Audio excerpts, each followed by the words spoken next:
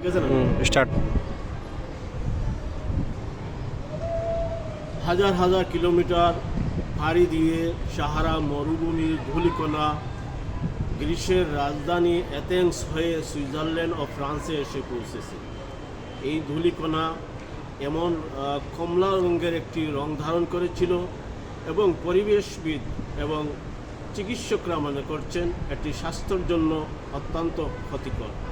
জলবায়ু পরিবর্তনের প্রভাব বিশ্বব্যাপী যে পরিবর্তন এসেছে তারই অংশ হিসাবে এই সাহারা মরুভূমির ধূলিকণা এসে পৌঁছেছে বলে তারা ধারণা করেছেন এবং এটি প্রথম নয়, 2018 সালে এমনটি হয়েছিল এবং জলবায়ু পরিবর্তন বিদরা মনে করছেন এটি জলবায়ু পরিবর্তনের একটি প্রভাব এবং বিশেষ করে যে বিশ্বব্যাপী যে যুদ্ধ হচ্ছে, যে গোলাবারুদ ব্যবহার করা হচ্ছে, আধুনিক তথ্য প্রযুক্তি ব্যবহার করা হচ্ছে, এই জন্য পরিবেশও বিনষ্ট হচ্ছে।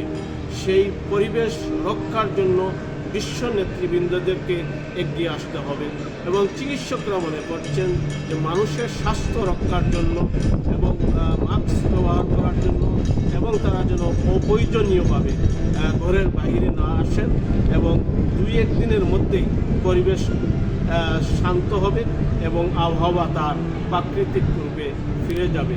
এই জন্যই এই আবহাওয়াবিদরা মনে করছেন যে এই সাহারা মরুভূমির ধূলিকণা যেভাবে আক্রমণ করেছে এ থেকে সকলকেই যেন তারা নিরাপদে থাকেন সেই জন্য।